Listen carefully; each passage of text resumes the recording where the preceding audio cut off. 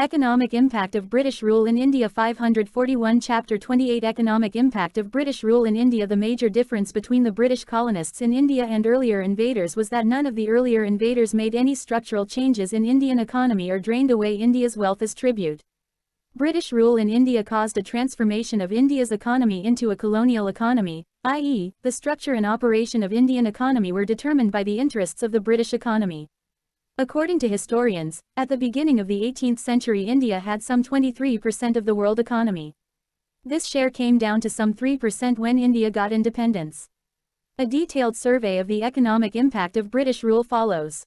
Deindustrialization, ruin of artisans and handicraftsmen. One-way free trade. Cheap and machine-made imports flooded the Indian market after the Charter Act of 1813 allowing one-way free trade for the British citizens. On the other hand, Indian products found it more and more difficult to penetrate the European markets. Tariffs of nearly 80% were imposed on Indian 541. 542 A brief history of modern India views the misery hardly finds a parallel in the history of commerce. The bones of cotton weavers are bleaching the plains of North India. William Bentinck. The armor of the isolated self-sufficient village was pierced by the steel rail, and its life-blood ebbed away. D.H. Buchanan. Textiles so that Indian cloth could no longer be cheap. After 1820, European markets were virtually closed to Indian exports. Cheap British-made cloth flooded the Indian market. The newly introduced rail network helped the European products to reach the remotest corners of the country. From being a net exporter, India became a net importer. No steps towards modern industrialization.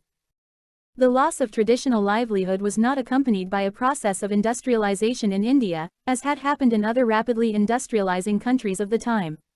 This resulted in deindustrialization of India at a time when Europe was witnessing a re-intensified industrial revolution. This happened at a time when Indian artisans and handicraftsmen were already feeling the crunch due to loss of patronage by princes and the nobility, who were now under the influence of new Western tastes and values. Ruralization. Another feature of deindustrialization was the decline of many cities and a process of ruralization of India. Many artisans, faced with diminishing returns and repressive policies in Bengal, during the company's rule, artisans were paid low wages and forced to sell their products at low prices, abandoned their professions, moved to villages and took to agriculture. This resulted in increased pressure on land. An overburdened agriculture sector was a major cause of poverty during British rule, and this upset the village economic setup. Impoverishment of peasantry. The government, only interested in maximization of rents and in securing its share of revenue, had enforced the permanent economic impact of British rule in India. 543 View. For most of the colonial era, the story of India manufacturing was of dispossession, displacement and defeat. What happened to India's textiles was replicated across the board. From the great manufacturing nation described by Sunderland, India became a mere exporter of raw materials and foodstuffs, raw cotton, as well as jute, silk, coal, opium, rice, spices and tea. With the collapse of its manufacturing and the elimination of manufactured goods from its export rosters, India's share of world manufacturing exports fell from 27% to 2% under British rule. Shashi Tharoor. In an era of darkness. Settlement system. In large parts, transferability of land was one feature of the new settlement which caused great insecurity to the tenants who lost all their traditional rights in land. There was little spending by government on improvement of land productivity. The zamindars, with increased powers, resorted to summary evictions, demanded illegal dues and bagar to maximize their share in the produce and, as such, had no incentive to invest for improvement of agriculture. The overburdened peasants had to approach the moneylenders to be able to pay their dues to the zamindars. The moneylender, who was often also the village grain merchant, forced the farmer to sell the produce at low prices to clear his dues. The powerful moneylender was also able to manipulate the judiciary and law in his favor. The peasant turned out to be the ultimate sufferer under the triple burden of the government, zamindar and moneylender. His hardship increased at the time of famine and scarcity. This was as much true for the zamindari areas as for areas under Ryotwari and Mahalwari systems. The peasant became landless. Emergence of intermediaries, absentee landlordism, ruin of old zamindars. By 1815, half of the total land in Bengal had passed into new hands, merchants, moneylenders and other moneyed. 544 A brief history of modern India. Classes living in towns. The new zamindars, with increased powers but with little or no avenues for new investments, resorted to land grabbing and sub-infeudation. Increase in number of intermediaries to be paid gave rise to absentee landlordism and increased the burden on the peasant. Since the demand for land was high, prices went up and so did the liabilities of the peasant. With no traditional or benevolent ties with the tenants, the zamindar had no incentive to invest in the improvement of agriculture. The interests of the zamindars lay only in the perpetuation of British rule and in opposing the national movement. Stagnation and deterioration of agriculture. The cultivator had neither the means nor any incentive to invest in agriculture. The zamindar had no roots in the villages, while the government spent little on agricultural, technical or mass education. All this, together with fragmentation of land due to sub-infeudation, made it difficult to introduce modern technology, which caused a perpetually low level of productivity. Famine and poverty. Regular recurrence of famines became a common feature of daily existence in India. These famines were not just because of food grain scarcity, but were a direct result of poverty unleashed by colonial forces in India. Between 1850 and 1900, about 2.8 crore people died in famines. Commercialization of Indian agriculture. In the latter half of the 19th century, another significant trend was the emergence of the commercialization of agriculture. So far, agriculture had been a way of life rather than a business enterprise. Now agriculture began to be influenced by commercial considerations. Certain specialized crops began to be grown not for consumption in the village but for sale in the national and even international markets. Commercial crops like cotton, jute, groundnut, oilseeds. Economic impact of British rule in India. 545 View. The servants of the company forced the natives to buy dear and sell cheap. Enormous fortunes were thus rapidly accumulated at Calcutta, while 30 millions of human beings were reduced to the extremity of wretchedness. They had never had to live under tyranny like this. Macaulay, sugarcane, tobacco, etc., were more remunerative than food grains. Again, the cultivation of crops like condiments, spices, fruits and vegetables could cater to a wider market. Perhaps, the commercialization trend reached the highest level of development in the plantation sector, i.e., in tea, coffee, rubber, indigo, etc., which was mostly owned by Europeans, and the produce was for sale in a wider market. The new market trend of commercialization and specialization was encouraged by many factors: spread of money economy, replacement of custom and tradition by competition and contract, emergence of a unified national market, growth of internal trade, improvement in communications through rail and roads, and boost to international trade given by entry of British finance capital, etc. For the Indian peasant, commercialization seemed a forced process. There was hardly any surplus for him to invest in commercial crops, given the subsistence level at which he lived, while commercialization linked Indian agriculture with international market trends and their fluctuations. For instance, the cotton of the 1860s pushed up prices, but this mostly benefited the intermediaries, and when the slump in prices came in 1866, it hit the cultivators the most, bringing in its turn heavy indebtedness, famine and agrarian riots in the Deccan in the 1870s. Thus, the cultivator hardly emerged better from the new commercialization trend. Destruction of industry and late development of modern industry. Indian industry was steadily destroyed. The destruction of textile competition of India is a glaring example of the 546 A brief history of modern India. Industrialization of India. The British stopped paying for Indian textiles in pounds, choosing instead to pay from the revenue gained from Bengal and at very low rates, thus impoverishing the peasants further. A thriving shipbuilding industry was crushed. Surat and Malabar on the western coast and Bengal and Masulipatam on the eastern coast were known for their shipbuilding industries.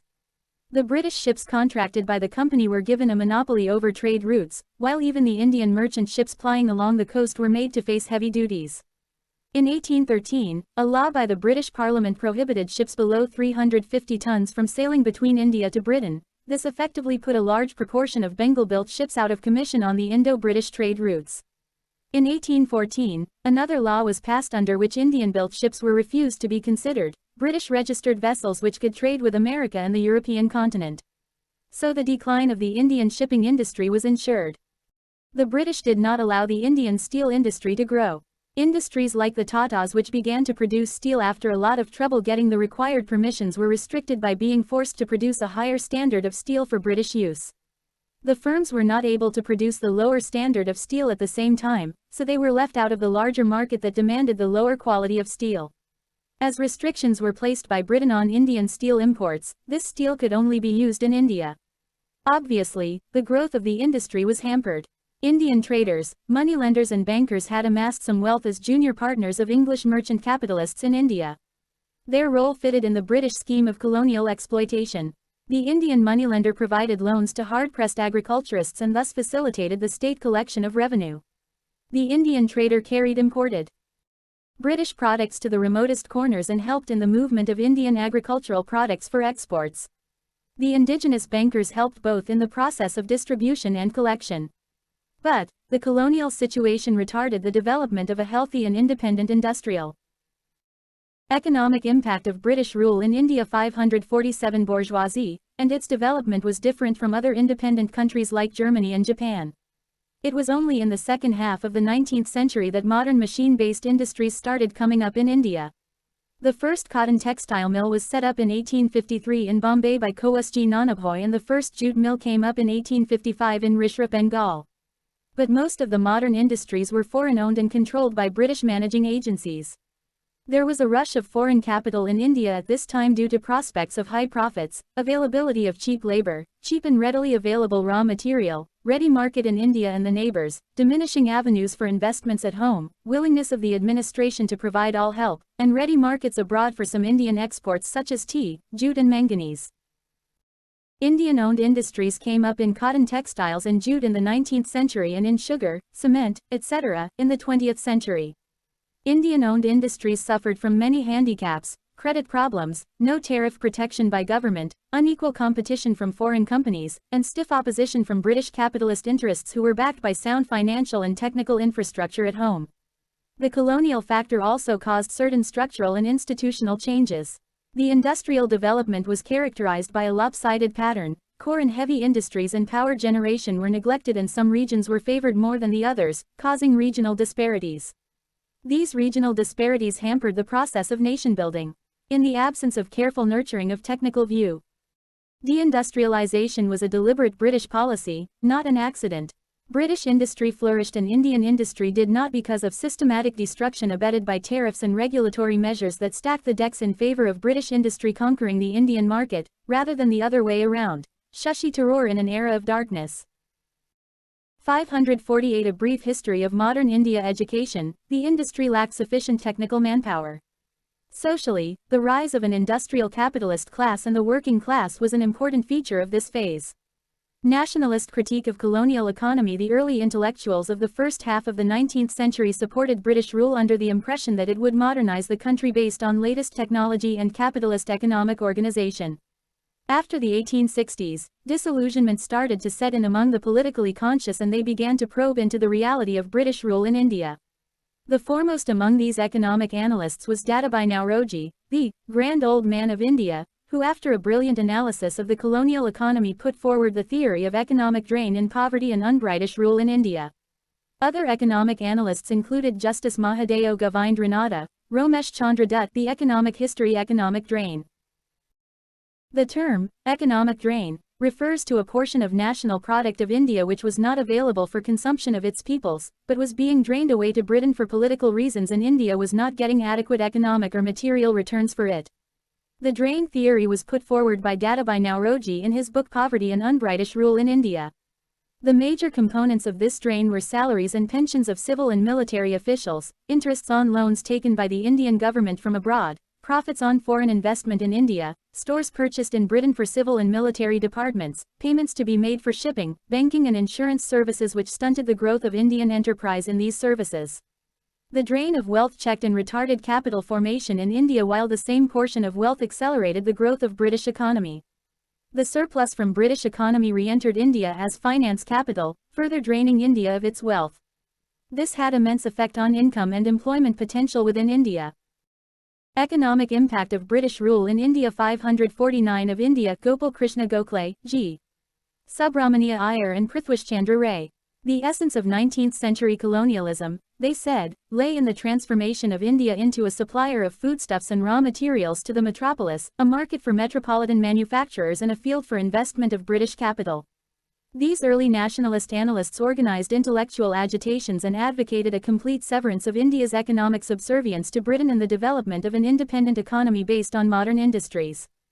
British policies making India poor. The basic assertion of these early intellectuals was that India was poor and growing poorer due to British imperialism, and since the causes of India's economic backwardness were man-made, they were explainable and removable. The problem of poverty was seen as a problem of raising productive capacity and energy of the people or as a problem of national development, thus making poverty a national issue. This helped in rallying all sections of society around common economic issues. Also, development was equated with industrialization. This industrialization was to be based on Indian and not foreign capital because, according to the early nationalists, foreign capital replaced and suppressed instead of augmenting and encouraging Indian capital. This suppression caused economic drain, further strengthening British hold over India. The political consequences of foreign capital investments were equally harmful as they caused political subjugation and created vested interests which sought security for investors, thus perpetuating the foreign rule. Growth of trade and railways to help Britain. These analysts expose the force of British arguments that the growth of foreign trade and railways implied development for India. They pointed out that the pattern of foreign trade was unfavorable to India. It relegated India to a position of importer of finished goods and exporter of raw materials and foodstuffs.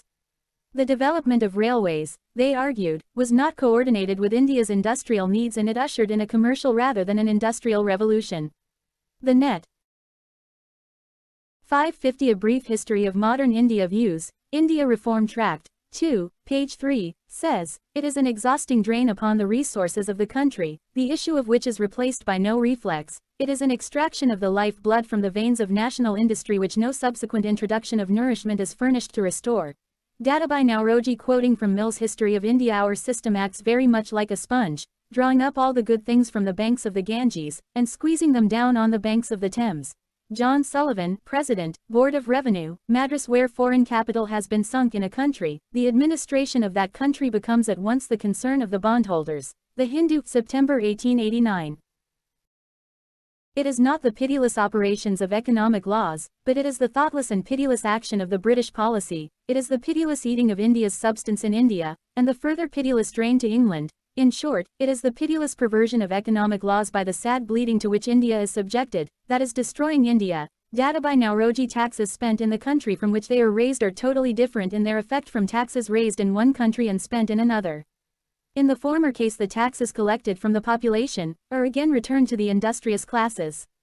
But the case is wholly different when the taxes are not spent in the country from which they are raised. They constitute an absolute loss and extinction of the whole amount withdrawn from the taxed country. The money might as well be thrown into the sea. Such is the nature of the tribute we have so long exacted from India. Sir George Wingate. Under the native despot the people keep and enjoy what they produce, though at times they suffer some violence.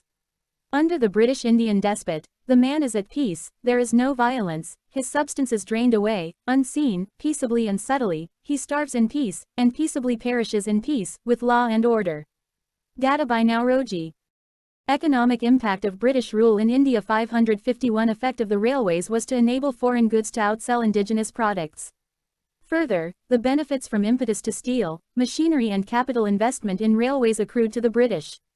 G.V. Joshi remarked, expenditure on railways should be seen as an Indian subsidy to British industries. One-way free trade and tariff policy. The nationalists claimed that one-way free trade was ruining Indian handicrafts industry, exposing it to premature, unequal and unfair competition, while tariff policy was guided by British capitalist interests. On the finance front, taxes were levied to overburden the poor, sparing British capitalists and the bureaucrats. They demanded reduction of land revenue, abolition of salt tax, imposition of income tax and excise duties on consumer goods consumed by the rich middle classes. The government expenditure, it was argued, was meant to serve colonial needs only, while development and welfare were ignored. Effect of economic drain. The drain theory incorporated all threads of the nationalist critique that it denuded India of its productive capital. According to nationalist estimates, the economic drain at that time was filled circle more than the total land revenue, or views. There can be no denial that there was a substantial outflow which lasted for 190 years. If these funds had been invested in India they could have made a significant contribution to raising income levels.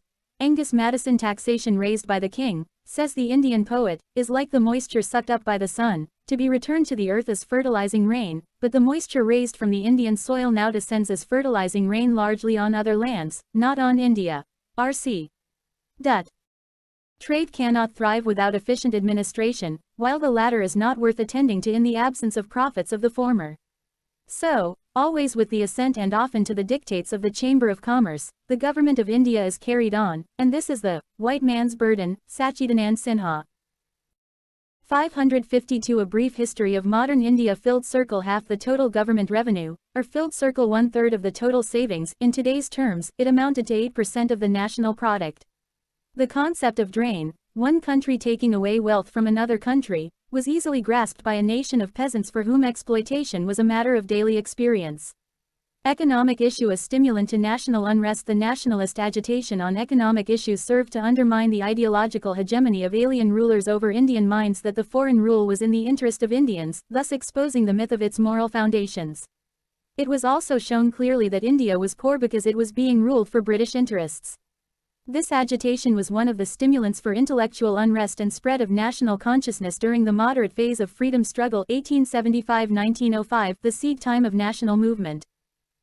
Till the end of the 19th century, the nationalists had been demanding some share in political power and control over the purse. During the first decade of the 20th century, they started demanding self-rule, like United Kingdom or the colonies, and prominent among such nationalists was Dadabhai Naoroji. Stages of colonialism in India. The fundamental character of British rule in India did not remain the same through its long history of nearly 2 centuries. The changing pattern of Britain's position in the world economy led to changes in the nature of British colonialism. Marxist historians, especially Rajni Palm Dutt, identified 3 overlapping stages in the history of imperialist rule in India. He points out that each stage developed out of the conditions of the previous stage and the different modes of colonial exploitation overlapped. Old forms of colonial exploitation never entirely ceased but got integrated into new patterns of exploitation. These stages are, however, economic impact of British rule in India. 553 Marked by distinct dominant features, i.e., qualitative changes from one stage to another.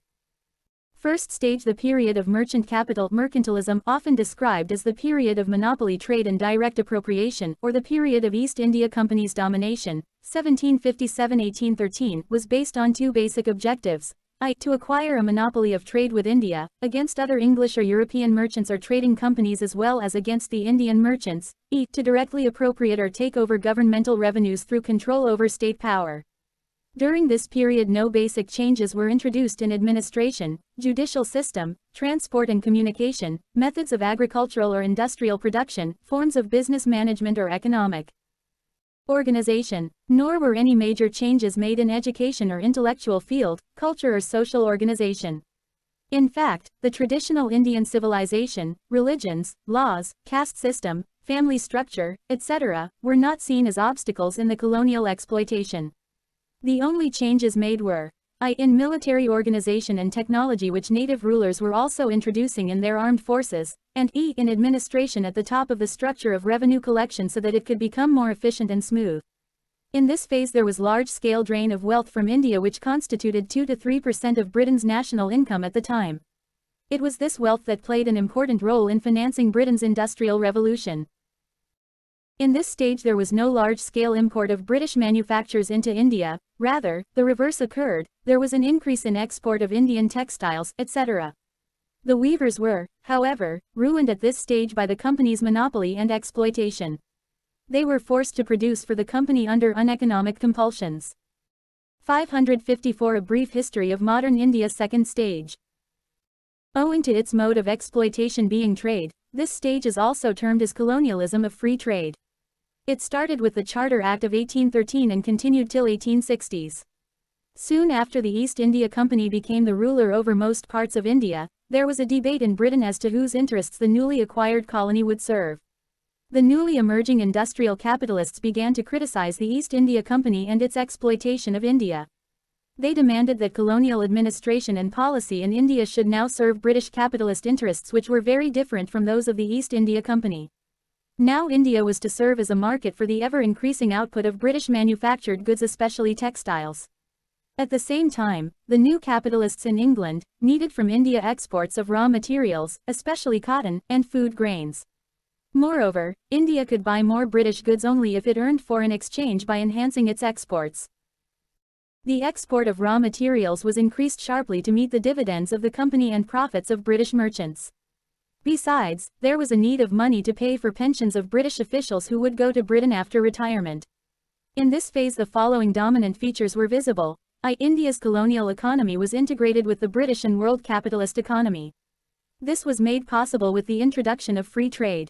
All import duties in India were either totally removed or drastically reduced to nominal rates. Free entry was also granted to the British capitalists to develop tea, coffee and indigo plantations, trade, transport, mining and modern industries in India. The British Indian government gave active state help to such capitalists. The permanent settlement and the ryotwari system in agriculture were introduced to transform traditional agrarian structure into a capitalist one. Administration was made more comprehensive and included villages and outlying areas of the country. These changes were brought about to make British goods reach, and economic impact of British rule in India. 555 agricultural products drawn from interior villages and remotest parts. Personal law was largely left untouched since it did not affect colonial transformation of the economy. However, the changes related to criminal law, law of contract and legal procedures were overhauled to promote capitalist commercial relations and maintain law and order. Modern education was introduced to provide cheap manpower to the vastly expanded administration. However, it was also aimed at transforming India's society and culture for two reasons. Create an overall atmosphere of change and development and give birth to a culture of loyalty to the rulers. The taxation and the burden on peasant rose sharply due to economic transformation and costly administration, civil as well as military. India absorbed 10 to 12% of British exports and nearly 20% of Britain's textile exports. After 1850, engine coaches, rail lines and other railway stores were imported into India at large scale. Indian Army was used for British expansion of colonialism in Asia and Africa. Third stage. The third stage is often described as the era of foreign investments and international competition for colonies. It began around the 1860s in India owing to several changes in the world economy. These changes were as follows. Britain's industrial supremacy was challenged by several countries of Europe, the United States and Japan. As a result of the application of scientific knowledge to industry, the pace of industrialization increased sharply. Use of petroleum as fuel for the internal combustion engine and the use of electricity for industrial purposes were significant innovations. The world market became more unified due to revolution in the means of international transport. During this stage, Britain made strenuous efforts to consolidate its control over India. Liberal imperialist policies got replaced with reactionary imperialist policies which were reflected in the viceroyalties of Lyddon, Dufferin, Lansdowne. 556 A brief history of modern India and Curzon. The strengthening of colonial rule over India was meant to keep out the rivals as well as to attract British capital to India and provide its security. As a result, a very large amount of British capital got invested in railways, loans to the Government of India, trade and, to a lesser extent, in plantations, coal mining, jute mills, shipping and banking in India. The notion of training the Indian people for self-government vanished, revived only after 1918 because of pressure exerted by the Indian national movement. Now, the aim of British rule was declared as permanent, trusteeship, over the Indians. The Indians were declared to be permanently immature, child, people, needing British control and trusteeship. Geography, climate, race, history, religion, culture and social organization were all cited as factors in making the Indians unfit for self-government or democracy. The British thus tried to justify their rule over Indians for centuries to come, all in the name of civilizing a barbaric people, the white man's burden. Summary. Filled circle. Economic impact of British rule. Deindustrialization, ruin of artisans and handicraftsmen. Impoverishment of peasantry, ruralization of India. Emergence of new land relations, ruin of old zamindars. Stagnation and deterioration of agriculture. Commercialization of Indian agriculture. Development of modern industry. Rise of Indian national bourgeoisie. Economic drain. Famine and poverty. Filled circle. Nationalist critique. India getting poorer due to colonial exploitation. Problem of poverty, a national problem of raising productive capacities and energy. Development equated with industrialization, which should take place through Indian, not foreign capital. British policies on trade, finance, infrastructure development, expenditure designed to serve imperialist interests. Need for complete severance of India's economic subservience to Britain and development of an independent economy.